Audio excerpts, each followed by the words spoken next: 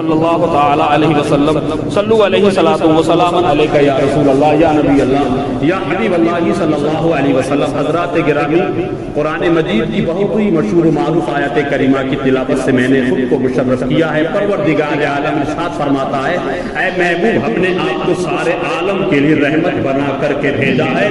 اور یہ حقیقت ہے کہ جب تک مصطفیٰ دنیا میں بظاہر تشریف نہیں لائے تھے، پوری دنیا میں ظلم و ستم، دہشت کا ماحول، لڑائی جھگڑا کا ماحول بنا ہوا تھا۔ نبی آئے تو وہ لوگ جو یتیموں کو منحوس سمجھتے تھے، بیواؤں پر ظلم و ستم کے پہاڑ توڑتے تھے، پیغمبر اعظم سید عالم صلی اللہ علیہ وسلم جب مکے کی سرزمین پر تشریف لائے تو یتیموں کے سروں پہ دست شفقت پھیرا اور ارشاد فرماتے ہیں، جس نے دست شفقت کسی یتیم کے سر پہ رکھ دیا اور اس کے ہاتھ میں اس یتیم کے سر کے جتنے بال آ گئے، اللہ تعالیٰ ہر بال کے بدلے میں اس کو نیکی عطا فرمائے گا۔ وہ لوگ جو آج اسلام کے خلاف بکواس کرتے ہیں، پیغمبر اعظم صلی اللہ علیہ وسلم کی پرسنل زندگی پہ انگلیاں اٹھانے والوں، اور تاریخ کو پتا چلے گا پیغمبر اعظم سید عالم صلی اللہ علیہ وسلم جوانی میں ہیں اور اعلان فرماتے، یا ایھا الناس قولوا لا الہ الا اللہ تفلحوا، اے لوگوں کہو اللہ کے سوا کوئی معبود نہیں ہے۔ جب تم یہ کہو گے لعلکم تفلحون، تم کامیاب ہو جاؤ گے۔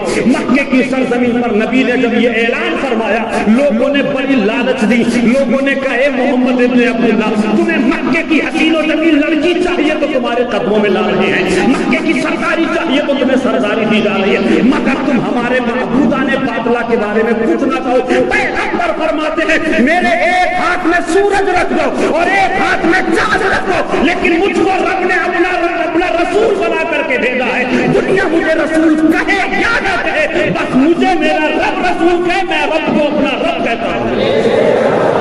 پیغمبر اعظم سید عالم صلی اللہ علیہ وسلم کو جب لالچ دیا گیا، دنیا کے اندر دیکھیں گے لوگ اپنے مذہب کے اپنے مذہبوں کو الگ طریقے سے پرچار کرتے ہیں، مگر پیغمبر نے پوری دنیا میں جس طریقے سے اپنے اخلاق کریمانہ کی بنیاد پر جیسے مذہب کا پرچار کیا ہے، لوگ دیکھ کر کے یہ کہنے پر مجبور ہو جاتے ہیں کہ پیغمبر اعظم سید عالم صلی اللہ علیہ وسلم کی ذات اتنی رحیم و کریم ہے تو ان کو پیدا کرنے والا رب کتنا بڑا رحیم و کریم ہوگا۔ مکے کی سرزمین پر لالچ دیا گیا، حکومت چاہیے تو قدموں میں ڈال رہے ہیں، حسن و جمال چاہیے تو قدموں میں ڈال دیا جائے گا، تمہیں بادشاہ چاہیے تو قدموں میں ڈال دیا جائے گا، سرداری چاہیے تو قدموں میں ڈال دی جائے گی، تاجداری چاہیے تو قدموں میں ڈال دی جائے گی، مگر پیغمبر اعظم صلی اللہ علیہ وسلم ارشاد فرماتے ہیں، مجھے دنیا کی تاجداری کی، دنیا کی حکومت اور بادشاہت کی ضرورت نہیں ہے، مجھ کو حسن و جمال کی ضرورت نہیں ہے۔ پوری دنیا نے دیکھا کہ مکے کی سرزمین پر جب بیواؤں کو لوگ منحوس سمجھتے تھے،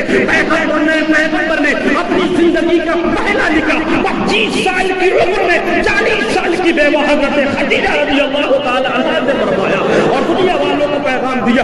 آج وہ لوگ جو اعتراض کرتے کہ نبی نے، ان کے نبی نے 11 بیویاں کری، ارے ظالموں، اگر تمہارے اندر ذرا سی شرم اور غیرت ہو تو مائی کا لال کوئی آج 25 سال کا جوان کسی 40 سال کی بیوہ سے نکاح کر کے دکھائے تو ہم سمجھے نا یہ پیغمبر کی مہربانی ہے کہ پیغمبر اعظم سید عالم صلی اللہ علیہ وسلم نے، جو لوگ بیوہ کو منحوس سمجھتے تھے، مصطفیٰ نے اپنی زندگی کا پہلا نکاح ایک بیوہ سے کیا۔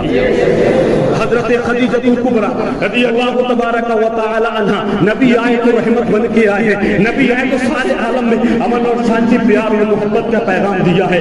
مکے کی سرزمین پر ابھی پیغمبر اعظم سید عالم صلی اللہ علیہ وسلم منصے شہور پہ جلوہ گر نہیں ہوئے ہیں۔ مکے کی ایک عورت حضرت عبداللہ کو بڑا غور سے دیکھتی تھی، پیار اور محبت کی نگاہوں سے دیکھتی تھی اور دیکھنے کے بعد یہ کہتی تھی، اے عبداللہ تو مجھ سے بات کیا کر، میں تجھ پہ نثار ہو رہی ہوں، میرا دل تجھ پہ آ گیا ہے۔ حضرت عبداللہ جو پیغمبر کے والد گرامی ہیں وہ بیان فرماتے، میں ایسا کچھ نہیں کر سکتا ہوں۔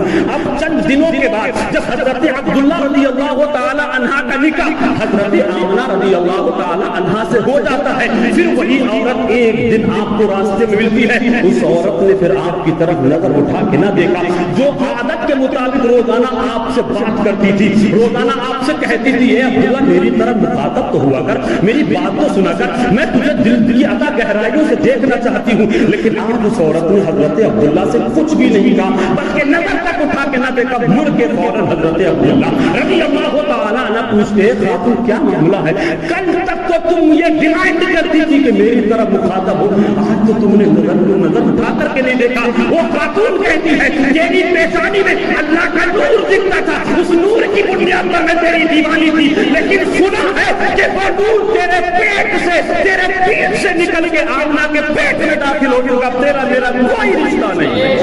حضرت عبداللہ رضی اللہ تعالیٰ عنہ آپ ابھی دنیا میں تشریف نہیں لائے, والد گرامی کا انتقال ہو جاتا ہے. اور حضرت آمنہ جب پیٹ سے نہیں تھی, جب آپ اپنی ماں کی پیٹ میں تشریف نہ تھے, تو مکے کی سرزمین کا عجیب و غریب معاملہ تھا.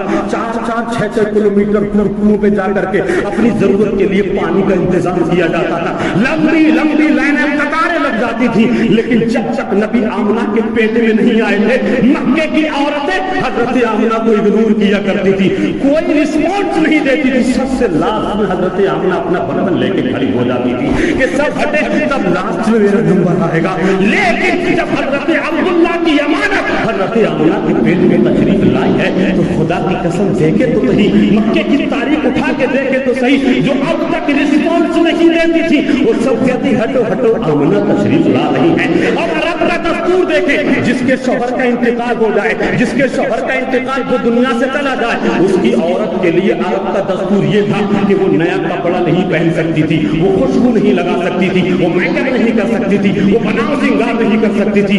لوگوں نے دیکھا جبکہ اس وقت حضرت عبد المطلب جو میرے آقا کے دادا ہیں, مکے کے متولی ہیں, مکے کی کعبے کی ذمہ داری حضرت عبد المطلب کے ہاتھوں میں. لوگوں نے کہا اے عبد المطلب, ہم تو دوسروں کے بارے میں محسوس کرتے ہیں, لیکن اب عرب کے دستور کے خلاف, عرب کے آئین کے خلاف, عرب کے قانون کے خلاف اگر کوئی دھجیاں اڑا رہا ہے تو تمہارے مرحوم بیٹے کی بیوی حضرت آمنہ ہے جو عرب کے دستور کے خلاف جا رہی ہے. ہم نے دیکھا ہے کہ وہ جب گلی سے گزرتی ہے تو خوشبو آتی ہے. کیا مطلب؟ ان کو عرب کی تاریخ کے بارے میں معلوم نہیں, عرب کا دستور معلوم نہیں. جس کے شوہر کا انتقال ہو جائے وہ بیوہ عورت خوشبو نہیں لگا سکتی, وہ نیا کپڑا نہیں پہن سکتی, وہ بناؤ سنگار نہیں کر سکتی. حضرت عبد المطلب نے جب اپنے بیٹے کی بہو کے بارے میں یہ شکایتیں سنی تو ایک دن شام کے وقت میں تشریف لائے, اور تشریف لانے کے بعد کہتے بیٹی میں نے ایسا سنا ہے کہ تم عرب کے قانون کے خلاف جا رہی ہو, سنا ہے کہ تم عرب کے دستور کے خلاف جا رہی ہو. تمہیں معلوم نہیں جس کے شوہر کا انتقال ہو جائے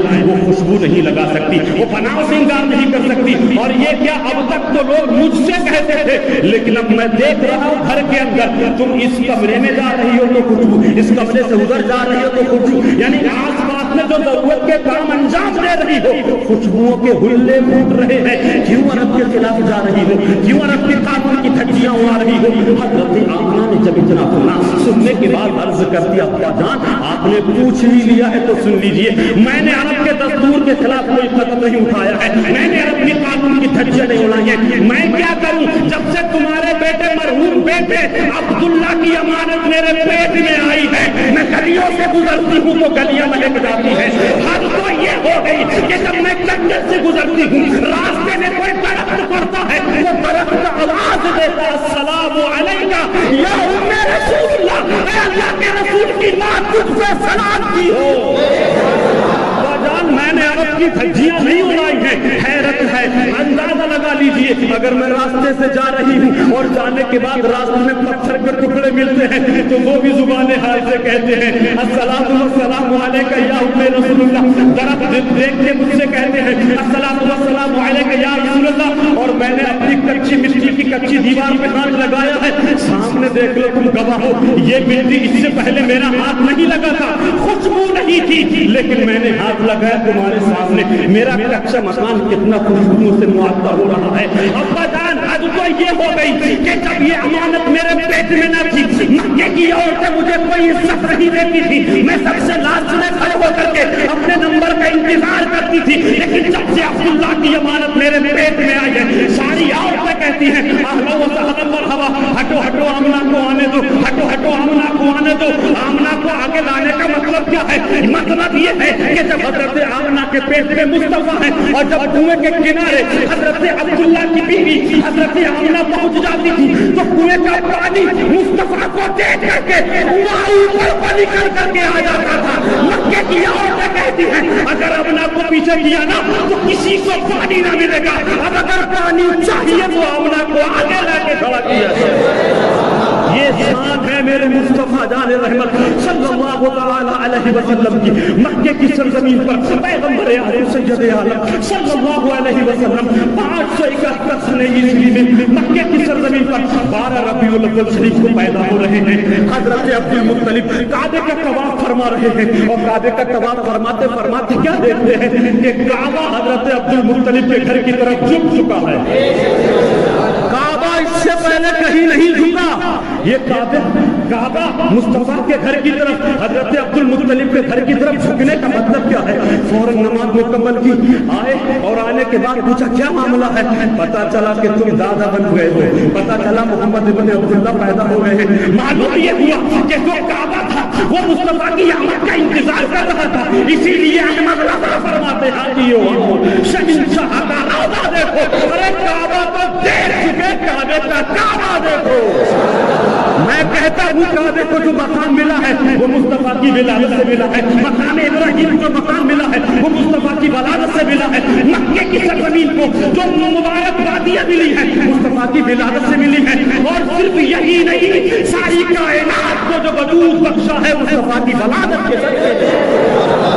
پیغمبر اعظم سید عالم صلی اللہ تعالی علیہ وسلم مکے کی سرزمین پر منزہ شہور پر جو لوگ ہوتے ہیں, آج ہم اپنے گھروں کو روشن کرتے ہیں, روشنیاں کرتے ہیں, اپنے گھروں کو دلہن کی طرح سجاتے ہیں, اپنی مسجدوں کو دلہن کی طرح سجاتے ہیں, اپنے مدرسوں کو دلہن کی طرح سجاتے ہیں, اپنے محلوں کو دلہن کی طرح سجاتے ہیں. پھر بھی لوگوں کو تکلیف ہوتی ہے, پھر بھی لوگوں کو اعتراض ہوتا ہے, میاں مسجد ہم نے سجائی ہے, تکلیف تمہیں کیوں ہو رہی ہے؟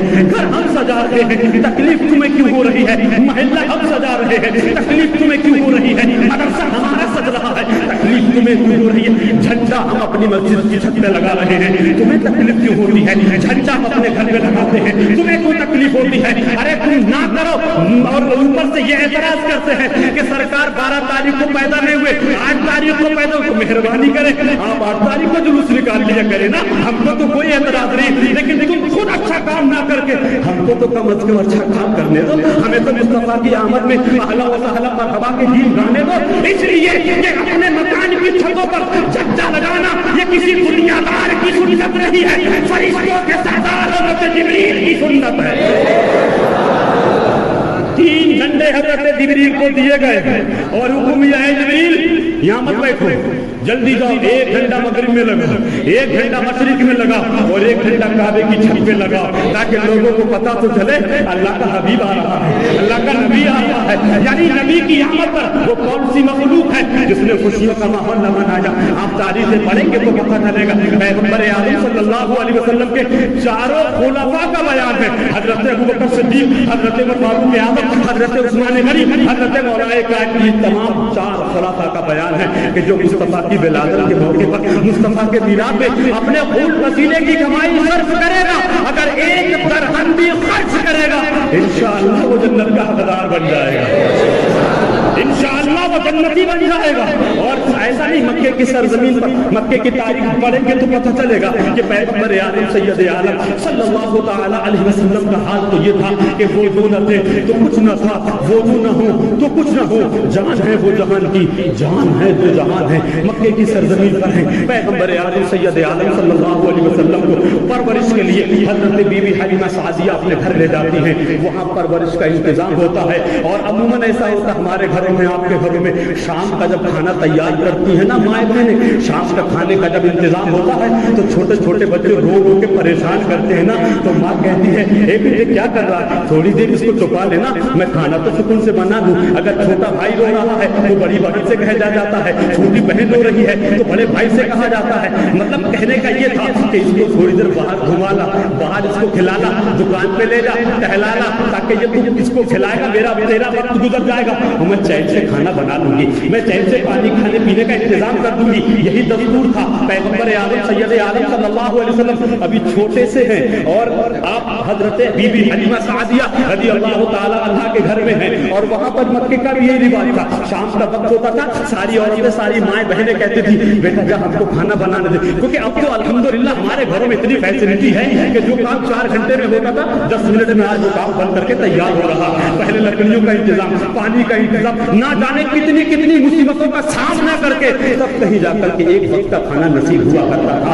उस जमाने की औरतें कहती थी बेटा जाओ अपने छोटे भाई को ले जाओ, अपनी छोटी बहन को ले जाओ, इसको थोड़ी देर टहला लो, घुमा लो, ये टहलेगा घूमेगा, इसका वक्त गुजरेगा, मैं सुकून से खाना बना लूंगी। सारी औरतें अपने अपने बच्चों को, छोटे छोटे बच्चों के हवाले कहती थी। और मक्के की सरजमीन पर एक मोहल्ला था, वहां सब आती थी और सब एक दूसरे के बच्चों को दी। आज भी हमारे बच्चे अल्हम्दुलिल्लाह कहते यार तेरा बच्चा बहुत गंदा रहता है, क्या है तेरी माँ इसको नहलाती नहीं है, क्या है तेरे बाप इसका अमूमन होता है कि नहीं होता है। आज भी हम कहते यार कैसा आदमी, बच्चों को तो कम से कम साफ सुथराई के साथ रखा करो। तो उस जमाने में भी कहा जाता था तेरा बच्चा बड़ा सोहला है, तेरा बच्चा बड़ा खूबसूरत है। यानी सब बच्चे एक दूसरे की तारीफ करते थे। और बीबी हलीमा सादिया की एक लड़की थी जिसका नाम हजरत शीमा था, वो सबकी सुनती थी। तो सब लोगों ने जो अपने छोटे छोटे बहन भाइयों को खिला रहे थे, उन्होंने एक दिन कहा ए शीमा क्या तेरे घर कोई बेटा नहीं है, क्या तेरे घर कोई छोटा भाई नहीं है, सुना है तेरे घर भी तो कोई छोटा भाई है, देख हमारा बेटा कितना सोहरा है, हमारा भैया कितना अच्छा है, कितना खूबसूरत है।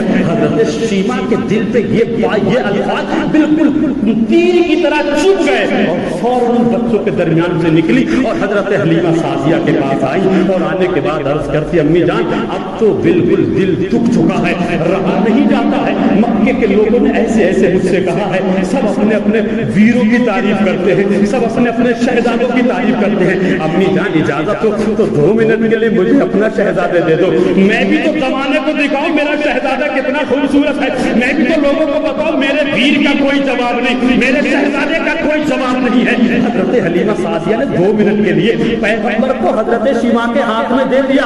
अब हजरत शीमा ने जैसे मुस्तफा को गोद में लिया है और उन बच्चों की तरफ पहुंची है, तो उन बच्चों की तो बड़ी दूर की बात है, उन बच्चों के माँ बाप की भी बड़ी दूर की बात है। दुनिया में इतना खूबसूरत बच्चा आज तक पैदा ही नहीं हुआ था। तो मक्के के बच्चों के हुस्न जमाल की क्या कोई कैफियत बयान कर सकता है। जब हजरत शीमा मोहम्मद को लेकर के वहां पहुंची और पहुंचने के बाद सबसे कहती है बता तेरे वीर का क्या हाल है, बता तेरे शहजादे का क्या हाल है, ला अपने शहजादे को, ला अपने वीर को। दुनिया के सारे शहजादों का हुस्न जमाल खूबसूरती एक तरफ और मेरे बेटे मेरे भाई मोहम्मद के हुस्न जमाल और खूबसूरती एक तरफ। सबने कहा शीमा हम तो यूं ही तुझे छेड़ रहे थे, हम तो यूं ही मजाक कर रहे थे, भला हमारा वीर तेरे वीर से बेहतर कैसे हो सकता है, हमारा भाई तेरे भाई से बेहतर कैसे हो सकता है, हमारा शहजादा तेरे शहजादे से कैसे बेहतर हो सकता है। हम तो बस इस वीर को देखना चाहते थे, इस शहजादे की जियारत करना चाहते थे, इसीलिए बरेली के आला हजरत फरमाते हैं सारे ऊंचों में ऊंचा समझिए जिसे है उन ऊंचों से भी ऊंचा हमारा नबी, सारे अच्छों में अच्छा समझिए जिसे है उन अच्छे से भी अच्छा हमारा नबी। ये है नबी का बचपना, ये है नबी की शान। नबी बचपने में बेमिसाल, नबी जवानी में बेमिसाल, नबी जिंदगी के हर हिस्से में लाजवाब और बेमिसाल है। नबियों ने मुस्तफा की जवाब नहीं। आओ देखो पैगंबर आदम सल्लल्लाहु अलैहि वसल्लम के अलावा और भी बहुत सारे नबी रोए हैं, गिड़गिड़ाए हैं, गिरियोदारी की है। हजरत यहया अलैहिस्सलाम खौफ खुदाबंदी में बहुत रोते थे, हजरत याकूब अलैहिस्सलाम हजरत यूसुफ के लिए रोते थे, हजरत यूसुफ अलैहिस्सलाम अपने वालिद गिरामी याकूब के लिए रोते थे, यानी सब रोते थे। हजरत आदम जन्नत से निकाले गए तो रोते थे, लेकिन मुस्तफा कभी अपने लिए नहीं, अपने खानदान के लिए नहीं, अपने परिवार के लिए नहीं। मुस्तफा जब भी रोए है तो हम गुनाहगार उम्मतियों के लिए रोए और इस उम्मीद के साथ रब्बे हबली उम्मती कहते हुए पैदा हुए حق نے فرمایا کہ بخشا الصلاۃ والسلام۔ حضرات گرامی، ضرورت اس بات کی ہے کہ ہمیں اور آپ کو دل کی عطا گہرائی سے مصطفیٰ کے اخلاق اور مصطفیٰ کے کردار اور مصطفیٰ کے نقش قدم پر سختی سے عمل کریں گے تو دنیا بھی بہتر ہو جائے گی، آخرت بھی بہتر ہو جائے گی۔ استغفر اللہ ربی من کل ذنب واتوب الیہ۔ خدا حافظ، وما علینا الا البلاغ۔ السلام علیکم ورحمۃ اللہ۔